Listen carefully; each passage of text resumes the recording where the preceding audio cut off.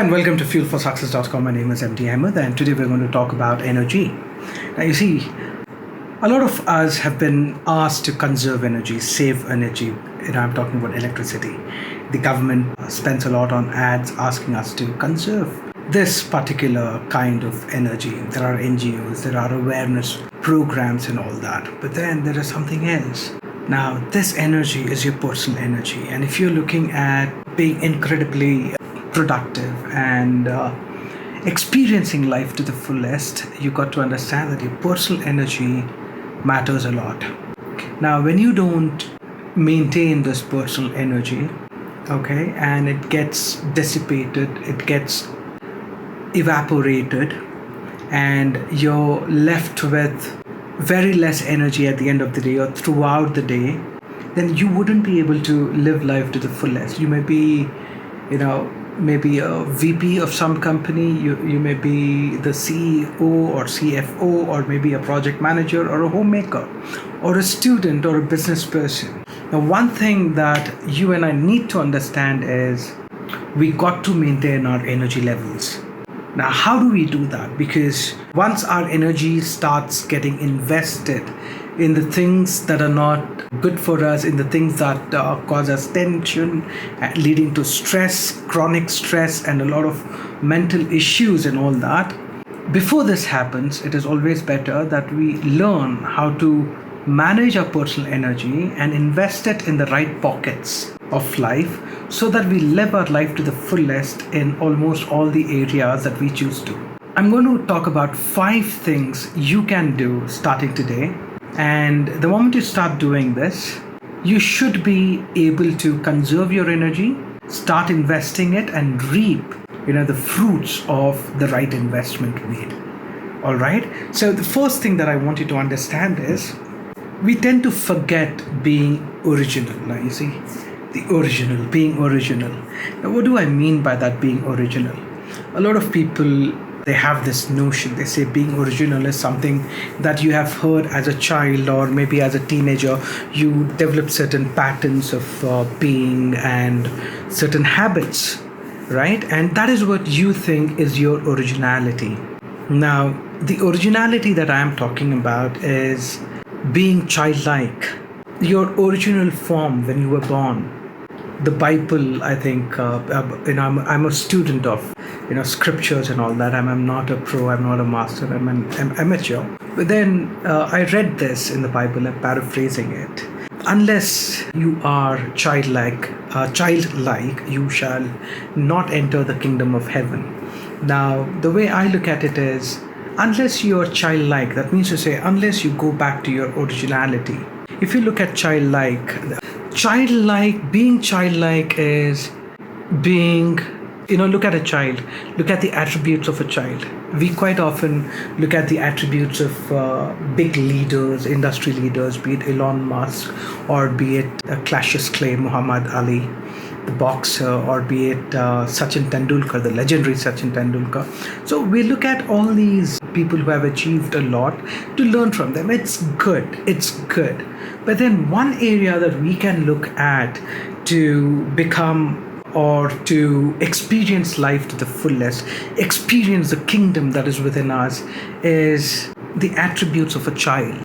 Now, if you look at the attributes of a child, you will see that a child is non-judgmental. A child does not resist. Now, this is very important because you see, the resistance that we have inside us that causes tremendous amount of commotion, friction inside that eats away a lot of your energy. Okay, now whatever you're trying to resist, you're resisting because maybe you want to prove something to yourself or maybe to others. Maybe somewhere deep inside you feel that you're losing authority, right? And you want to regain that control over a particular situation. All right, so you have this resistance. And whenever you catch yourself using words or lines like, I must do that, I should do that. So this indicates that you're actually resisting something. Not always, but most of the times, you're actually resisting something. I must do that. Deep inside you have this resistance towards a particular activity and you're forcing yourself. So this resistance eats away a lot of your energy, and you are left fatigued, you are left stressed, and you wouldn't maybe even breathe fully. Forget about living fully. We develop these shallow breathing patterns because of the resistance. So what do? Number one is you let go of your resistance. Yes, you let go of your resistance. So when you resist, you also engage in behaviors like, let's say if you're a student and you resist studying mathematics or history, so you end up procrastinating it, right? And then when you procrastinate it, the pressure is building. You need to finish your project work. If you're an employee, the pressure is building. So you tend to use your willpower and the power of your discipline. Now, willpower is a part of your conscious brain, and you have only so much every single day. Not many people are aware of this. So when you drain your willpower too soon, and if you end up using it a lot, then you wouldn't have a lot of willpower left by the end of the day to enjoy the activities after coming back home from school, college, or your office. So now you're using this. Willpower is a kind of a struggle. It's like being stubborn. It's a kind of a struggle. It's like being rigid. You're very inflexible. And that is what resistance is all about. I don't want to do that. God, why am I even doing it? So you force yourself to do it. So that force indicates a lot of exertion of a lot of willpower and discipline and all that, and that eats you away from within. And sometimes when you are also in a conversation, a lot of people choose to be right than choose to be happy. When you engage in a conversation with your colleague, with your partner, with anybody in your life, so it's always better that you choose to be happy instead of right. That means to say sometimes you will have to let go of that argument, or maybe lose that argument because you want to be happy. But then most of us want to be right than be happy. Okay? And there are people who hold on to their self-limiting beliefs that were created in the past inside their head.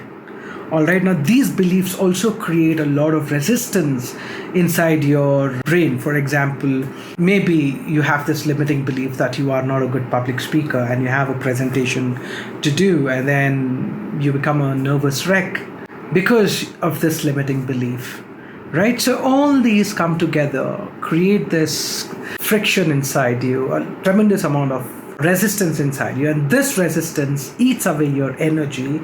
And life is made up of energy. If you want to live your life, experience your life, you've got to feel energetic, right? So tip number one is let go. Just let go. So if this is what resistance is, there is this conflicting ideas, or you don't want to do something but you have to do something and you're resisting, okay, just let go. Don't resist.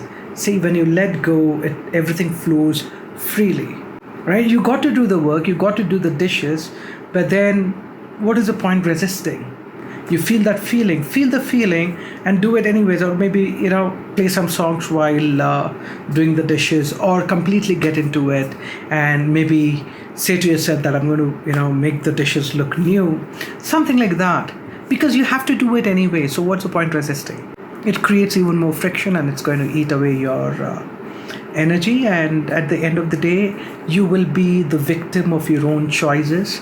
You will be the sufferer, and you will be the bearer of your own fruits created by your mind, because you did not want to be childlike. You did not want to be original. It's up to you, because at the end of the day, we are the sum total of the choices that we make. So go ahead, let go of your resistance, right? Do at least 3 things today that you resist, and you just let go. You take a deep breath and you just say, I'm just releasing this. I'm just letting go. Okay? And I'm going to talk about 4 more things that you can do in my next. So stay tuned. You were listening to MD Ahmed. This is fuelforsuccess.com. I'll see you soon.